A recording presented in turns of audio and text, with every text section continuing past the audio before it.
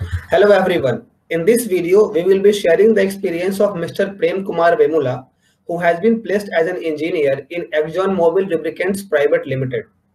In this role, he would be working as a computational data scientist. Before we listen to Prem Kumar, I would like to introduce him formally to our viewers. Prem Kumar is a final year MTech student in the Department of Mechanical Engineering at IIT Bombay. His MTech specialization is manufacturing engineering. For his MTech project, he is working on intelligent hydraulic press for sheet metal forming. Due to his inclination towards data science, he has studied courses such as Foundations of Machine Learning, Engineering Data Mining and Applications, Foundations of Intelligent and Learning Agents, etc. During his MTech, Prem Kumar has also worked as a company coordinator for the Institute Placement Team 2019-20 at IIT Bombay. During this tenure, he was felicitated with a certificate of excellence for his work ethic and dedication. He completed his BTech in mechanical engineering from the College of Engineering Pune in 2018. Without further delay, I would request Prem Kumar to share his experience of getting placed in ExxonMobil. Thank you, Prem. Thank you for accepting my request. I am glad to be part of your channel, Sudhakar. Yeah. Welcome, Prem. So, first of all, you would like to know about the firm, the ExxonMobil, and the profile which you have been offered. Yeah, ExxonMobil, as you know, is an oil and gas company. It is US's biggest company, and in general, or overall, it is the second biggest oil and gas company, which is privately traded. Profile which I was offered, like they mentioned in JAB that it is a computational data science role, and the designation which they give after joining, which I got to know from seniors, they call it as computational and optimization scientist. As far as role is concerned, which I can understand from JAF, is that they gather lots of data, like to collect or to explore, and for production of oil, they drill at various locations where they expect to find oil sums. That during drilling, they gather data of forces in all the three directions on their drill bit. uh, that force varies according to the type of rock they are currently drilling. So, depending on the forces, they have to change the direction of drill so as to optimize, or so as to optimize the exploration process to reach the oil sum faster. And also, like use those force values to decide which all rocks to explore in future studies as well. So looking for the candidate who can do this job for them. This I can understand from their job what they have filled. Yeah, yeah. Obviously, once we join the firm, then we will get to know in detail, like what will be doing on daily basis. Yeah, Yeah. obviously. So, Prem, we will definitely talk about the your placement experience. But before that, we would like to know like your MTech specialization is manufacturing engineering. Yes, So, exactly. so do you think that your MTech specialization has somewhat helped you in getting this job? Do you feel like? Uh, Ideally, it should have been like, because my specialization is manufacturing, and we know that across the globe, manufacturing is in rapid dynamics. Like uh, mass manufacturers are switching their manufacturing facilities towards industry 4.0. That is, they are optimizing their supply chains, optimizing their production lines using the large amount of data which they call as big data, using machine learning algorithms.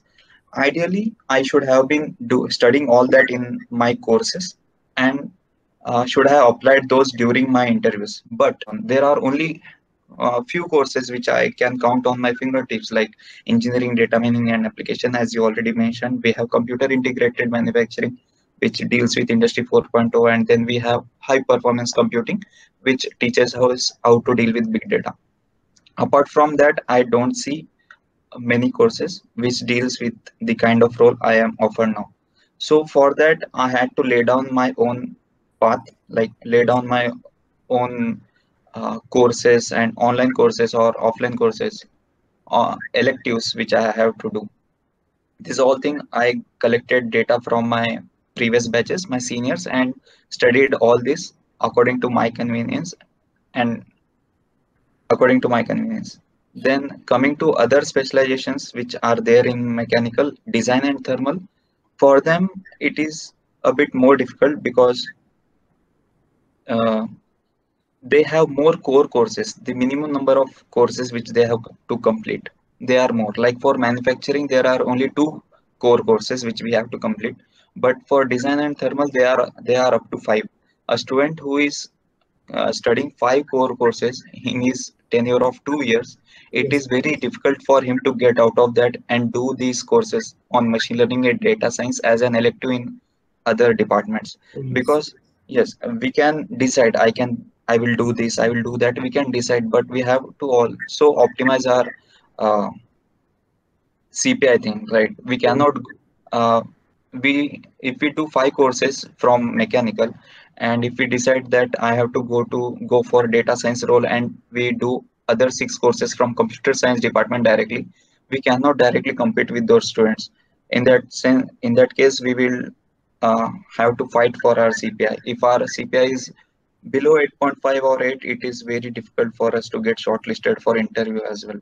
So optimizing our coursework, which is compulsory, and the electives for the roles which we are aiming for, this thing is a bit difficult, and it is easy for a manufacturing students because we have less number of core courses. In that sense, yes, my specialization helped me because it has a bit less of uh, core load, which we can say. Yes, yes. So as I can perceive from your, your experience, that in your case, manufacturing engineering specialization, that has definitely helped you. So that also brings to another important question. So somehow you also feel that CPI, having a good CPI, is really important for getting selected for the interviews. Do you feel that? Yes, absolutely. They don't look, many of the companies, they don't look only for the test. They have some bare minimum criteria, like this much score should be there from their aptitude test or coding test. After that, they look for CPI. Yes. Uh, all those students who have cleared this bare minimum criteria and having an pointer above 9 or above 8.5 will get an interview call. Such a combination of these two is there. No, there is no company which I feel who shortlist based on the test only. Yes, yes. Yeah, definitely. So I think you have given a very strong message that you need to be, solid with you need to have a good CPI, and you also need to score a bare minimum, a threshold of in the test as well. So Yes. companies quite often they combine these two, means your test scores and your CPI, and then they announce the shortlisted students for the interview. Yes. So somehow you have to maintain a decent CPI. Yes. Yes, definitely. So I guess people should take a lesson from this, and they should really try hard from the very first semester to have a decent CPI on their resume. Yeah. And this being a COVID year, Mhm. we saw that there is a rise. There was a rise in number of companies which looked for higher CPI because they wanted to take less pain of going Yeah. through many resumes. Mhm. So they kept right away they kept a criteria of 9 and above so that they have lesser number of resumes to go and shortlist according to their role. Yeah, it means In lot. general, last year I was in placement team last year, so I believe there were a bit less number of companies who went for higher CPI. But anyhow, 8.5 and above is bare minimum, I feel. Yeah. Yeah, then you are safe. If you are having 8.5 Yes. plus, then you are safe. You will be getting ample number of opportunities to get sorted for the interview. Yeah, and obviously this I guess the rise in the CPI threshold was somewhat motivated by this pandemic. Yes. This time because we also have seen from the placement blog that most of the firms they were giving a test shortlist. After Yes. signing the JAF, there was a test shortlist first, and then there was interview shortlist. So Yes. this was a trend this year. Yeah. Yeah. So yes. So I guess of course you have described these things. So now we can talk again. We will come back to your experience of getting placed in ExxonMobil. So if you could please tell us the steps which happened after signing the JAF. Like was there any resume shortlisting? Then what happened like test? So if you could tell us a bit about those things. Okay. Uh, there was a criteria in JAF. It was written that CPI should be above 7. So definitely, I think only students who had CPI above 7 were shortlisted for the test, and it was open for all the masters and dual degree students from all the departments. Okay. Okay. So in the test, there were three sections: English, technical non-core, and then technical core. There were three sections because there were three JABs. One JAB for this CDS, computational data science role. Mhm. Second JAB was for core engineer. That JAB title was engineer, which is similar to graduate engineer trainee, which is offered by different companies. Okay. And third role was for some marketing, which was only open for BTech students. So there were three sections in test as well. Uh, for marketing, they were only looking for English, and for core, they were looking for English and core part. And Yeah. for CDS role, they were looking for English and uh, technical non-core section, which was there. Yes. Yes. English, among all the tests which I gave, ExxonMobil English part was a bit easy. There were only questions based on grammar, like in which part of this sentence you feel there is a mistake. Such Okay. questions on preposition, questions on articles. The most difficult part for me, like answering comprehensions, Yes. that Yes. was not there, luckily. Yeah. Then coming to technical non-core section, uh, it involved again. I wanted to uh, suggest who are watching this that before going to test, talk to your seniors who gave that test and qualified that test a Yes. year before. Those topics were from optimization, like we study in our engineering, numerical optimization, like we have secant method, Newton-Raphson method. Questions were from that. Questions were not like solve the question. Questions were like, uh, if MCQ. this is the problem, which is the best method to go for? Okay. Then questions were from mm, optimization side. This is done. Then questions were from uh, simultaneous equation solving, like we have Gauss elimination, Gauss Jordan method, Yeah. those methods. Like these were the two sections: optimization and simultaneous equation solving. These were the two most important sections. Half of the questions was filled with this. Even forward differentiation, backward differentiation, those methods are there. Yes. So half of the question paper was filled with filled with these type of question. Other half was filled with our machine learning questions, but that too very basics. Like when do we use ReLU function, or more specific,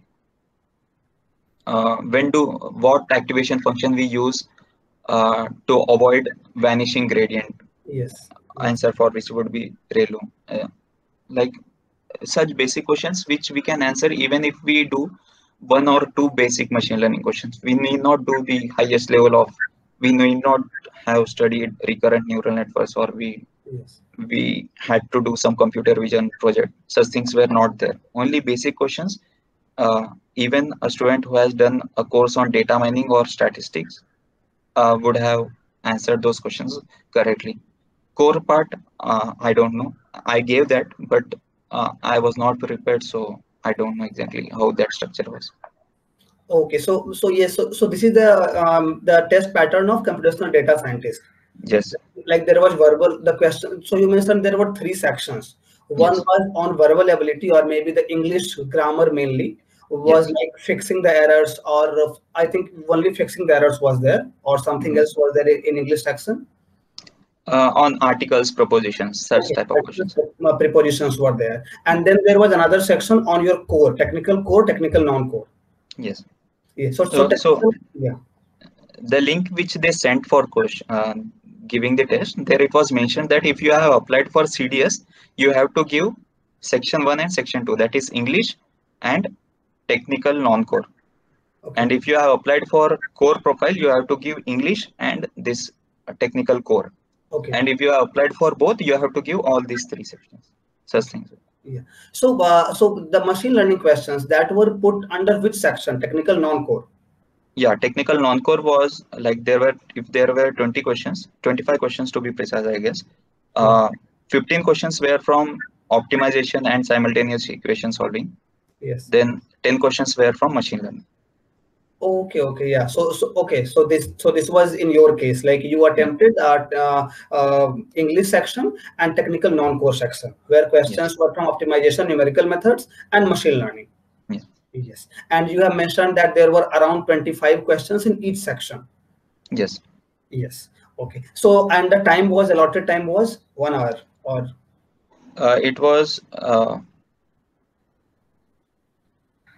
1 hour 30 minutes if you are giving all three sections. okay, 1 hour if you are giving two sections. 2 sections, and you attempted only 2 sections because you were applying for computation data scientist. I gave all three sections, but third section I gave just for giving. Like I was not interested in. Okay, okay, Yeah, okay. yeah. I didn't prepare for course, so I didn't remember much what type of Okay. questions were there. So we will talk about these things in a bit detail, like how did you prepare for those things? And given that you mentioned that in case of English, there were only grammatical questions were there, like how to spot errors or how to find the articles, these things were there. So how did you prepare for that? And I believe there were only MCQs, like, right? There were Yes, 4 options and one was correct out of them. So how yes. did you prepare for that section mainly? English we are talking about first. English, I know that my English is weak. I didn't pay much attention to improve my English in my during my tenure in IIT Bombay. Even when placements were approaching, I was thinking to prepare for that, but I was unable to because of the pressure to prepare for coding and other profiles, which I was not good at, absolutely not good at. So, what strategy I used is we have this Pariksha test, right? Yes. So during Pariksha test, I used to give the all three sections, but I never paid much attention to uh, logical reasoning or quantitative. This verbal section I used to solve. I definitely out of 10, I used to get only 2 to 3 questions right. Remaining all were getting wrong. So I used to study each of those topic. I used to note down the questions, uh, Google those questions, and solve the related questions. Like if there is a question on articles, if I have made some mistake in that, I used to Google that and to solve remaining questions on those. Yes. Especially, I have not studied grammar or especially prepared for English using some book. I just followed this pattern. Give a test, and whatever mistakes I am doing in that test, uh, make sure that you are not doing the same mistake in next test. Yes, definitely. Yeah, you are generally you are quite honest that your English was weak, maybe. But I guess the approach which you followed was very good in this sense that even though you did not study the topic, but you solved some questions and then you tried to find your weak areas or the point which you make that at least you try to ensure that the mistake which I am committing right now, those mistakes should not be repeated or at least those should be minimized. So now coming back to the technical non-core section. Okay, so you mentioned that there were questions on optimization, numerical methods. You have also given some examples on this, and also like some basic machine learning questions were there.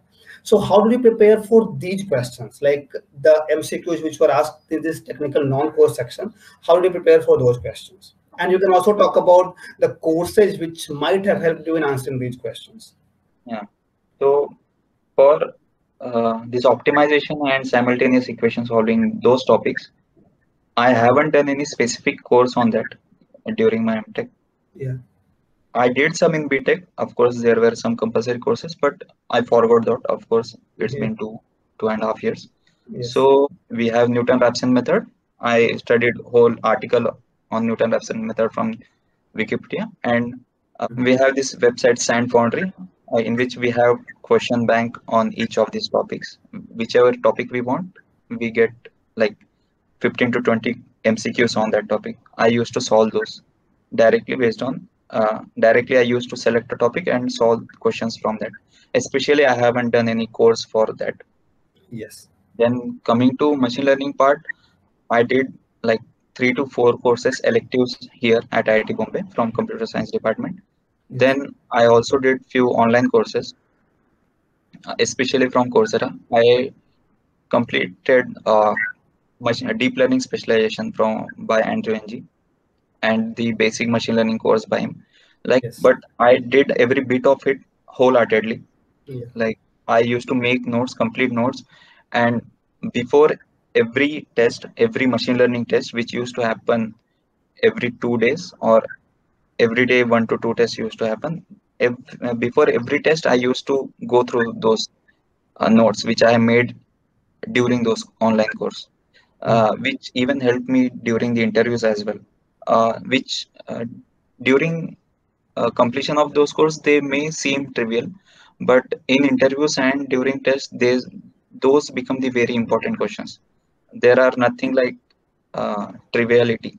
They look for someone who knows the basics. Yes. So doing these courses uh, with full attention is very important. Like if you are doing what companies ask are basic, and even when we apply, like we do projects, even you might have done few projects in machine learning. Yes. When we do the projects, we directly apply using some library inbuilt, Yes. and our questions which come in test or Interview. questions which they ask in interviews are more application Yes.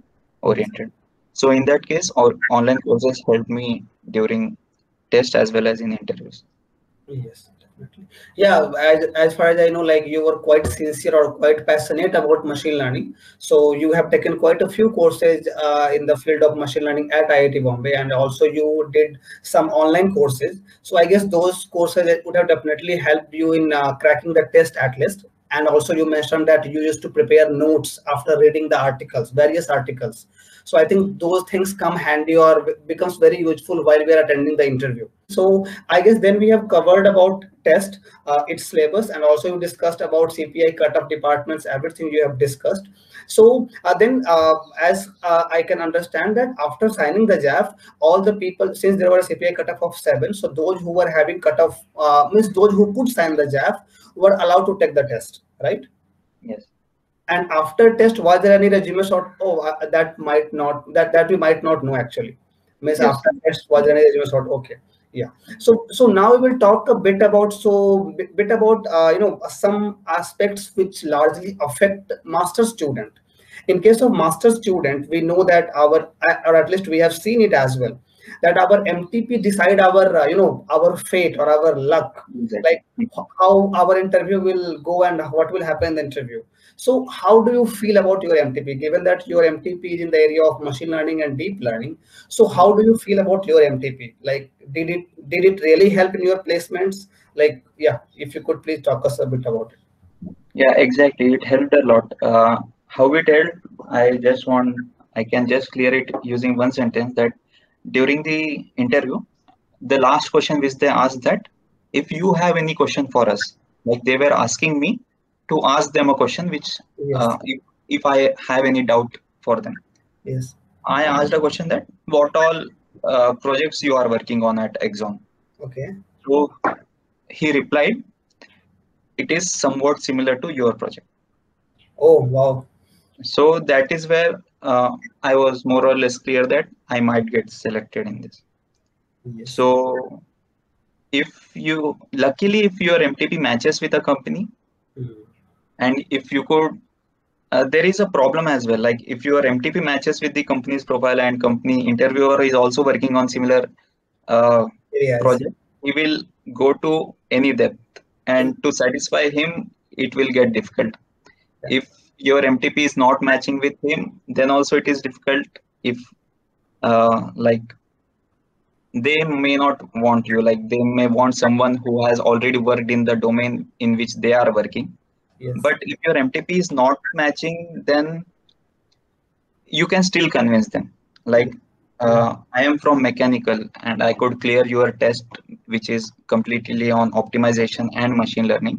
If Yes. given a chance, I can excel at your firm as well. With this confidence you can give them, they will definitely hire, because we are humans and we can learn anything Definitely. if taught properly. But if your MTP matches and if you can explain them to the satisfactory level they are uh, waiting for or they are looking for, Yeah. then no one can stop you. Then that's the most important turning point in your interview. Yes, definitely. Yeah, so definitely. So as you have mentioned that MTP has helped in your placements, and somewhat your MTP was also in alignment with the projects which Axon is already working on. So that is a very, I think, very ideal situation in which the company also wants to hire people like you. Like they are already, they know that this guy is already working in that area. So so we might not have to spend time on making him learn a lot of things. He will be able to learn very quickly. Yes. So we talked about MTP as well. Now, so you have also mentioned that Axon is means somewhat Axon is dealing with lot of projects across the globe, as we all know, and so it has its footprints, I guess, in a lot of countries nowadays. So and somewhat I also from your explanation of your profile, I also feel that you will be using your data science knowledge to solve some, some real life problem, or at least helping some projects going on ExxonMobil. So a basic general curiosity, like how do you see your job then, like core or non-core? I mean, how do you see it then? Uh, I never saw things like that. Like I don't like seeing things like that. I Okay. only see as if I am doing something, does that excite me Mm. or does not excite me? Yes. This is something, if you ask me specifically, it is a combination of both. In JAP, they have mentioned that candidates should have the knowledge of softwares like Abacus, OpenForm, Fluent, which are core softwares. Yeah. And they also mentioned that candidates should have the knowledge of machine learning, which is Yeah. a combination of both and which is exactly which I am looking for. Yes. If you ask this question, like, as you know, we prepare 5 resumes. Yeah. One of my resume was combination of core and non-core. I mentioned 3 projects from machine learning, 3 projects from core, and ExxonMobil was the only company which was the perfect fit for that resume. Like if we consider GE Airbus, they completely ask for core profiles, and if we go for other firms like ANZ or Honeywell, they completely ask for non-core profile. But Exxon was that rare firm which asked the combination of both. They wanted the knowledge of both. So in Yeah. that sense, we cannot bifurcate this as core or non-core. It is the combination, Yes. and this is something excites me. Yeah, definitely. Yeah, that is a very strong argument that you should do something which excites you, because only then you will be able to love what you work. And Or yeah, because then you will be able to give your 100%, or you will be passionate about your job. Yes. So okay, so now we will talk a bit about your resume. Okay, given that you did your BTech from mechanical engineering from College of Engineering Pune, you are also doing your masters at IIT Bombay, and as I have seen that you did your BTech in 2018, and you joined MTech soon after that. You means you don't have any work experience like other students have usually. So, how did you shape your resume, or how did you draft your resume? While drafting your resume, what are the things, or what are the career options that you had in your mind? Because you know that our resumes are frozen in the very early stages, like July, August, it is frozen. So now, at that time, how did you make up your mind? Ki I have to go in this field. So, if you could talk about resume drafting or shaping perspective. okay, uh, like uh, I had a job when I completed my BTech. I had a job in my hand, but it was completely core. I had this clear in my mind soon after my BTech that I don't want to go into complete core. I wanted this combination of core and electronics and programming. I want something, as I said, which excites me. This combination excites me. Yeah. So I structured my electives in that way. I did core courses like as they are compulsory as per mechanical department IIT Bombay. Yeah. Then I did some electives like design of mechatronic systems, where I learned about electronics. Then I did foundation of machine learning and fundamentals of learning agents from computer science department, where I learned about machine learning. Then apart from this, learning going into more depth was getting difficult for me. Uh, by doing courses of computer science, it was getting difficult for me to excel in those courses, competing with computer science students of IIT Bombay. Yeah. So I decided to go for online courses. Yes. I did, as I already mentioned, I did some courses on Coursera. Yes. Apart from that, I for coding part, I did a course on Geek for Geeks. In this way, from very beginning, uh, I had this mind that when I prepare my resume towards the when I will be sitting for placement, I should have these all domains in my resume. When I prepare that, these programming, mechanical, electronics, all this should be there in my resume. This I had in my mind from very beginning.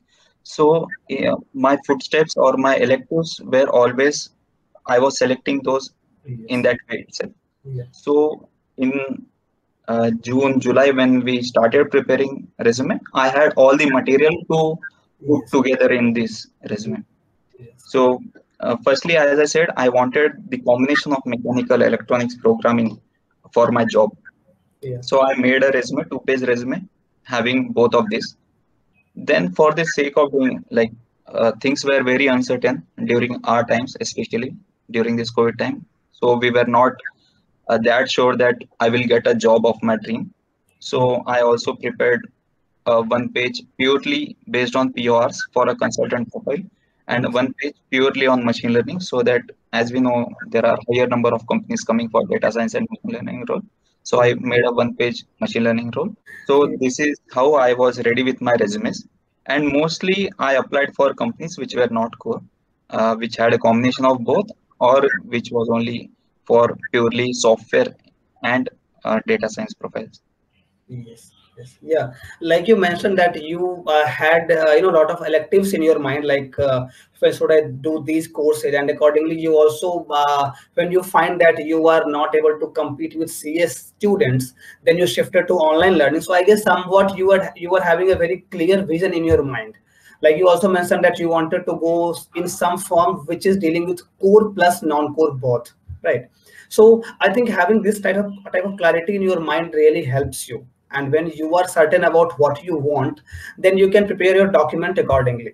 And yes, so I guess people should devote some time on finding their passion, or at least what they want from their career in the long run, maybe. So that you did definitely. Yeah. So yes, Prem, we will now.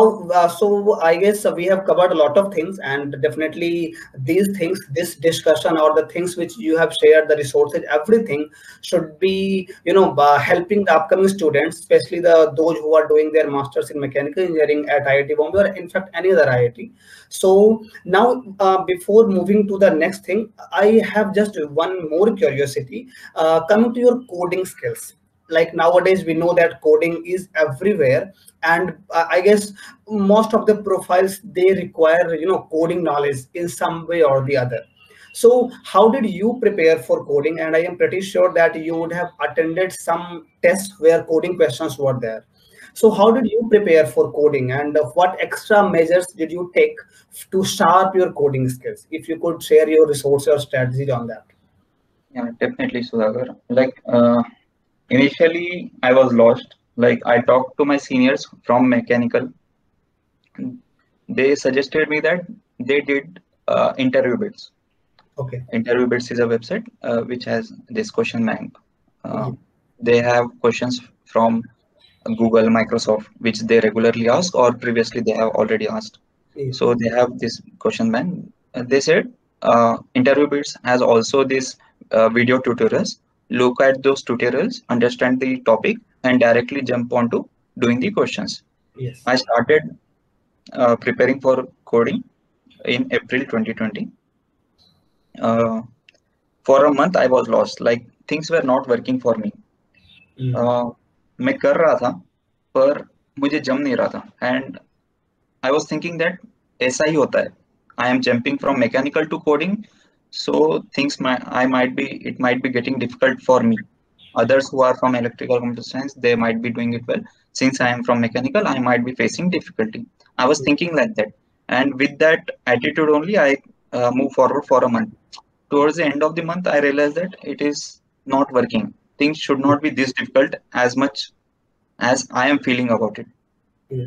So then I just Googled that what things people do around the globe when they start coding. Yeah. So then I came to know that there are courses for competitive coding as well. Uh, there are many courses. Two of the best courses which I got to know from some websites that Geeks for Geeks. There is a course for Geeks for Geeks for data structures and algorithm, and there is also a course on Codility. these are the two best courses, and better reviews were for Codility. Yes. But I opted for Geeks because price was less, like nearly one-fourth was the price. That was the only criteria which I chose while opting for Geeks. Yes. Then in Geeks, another important factor was they were teaching coding questions in C++ and Java.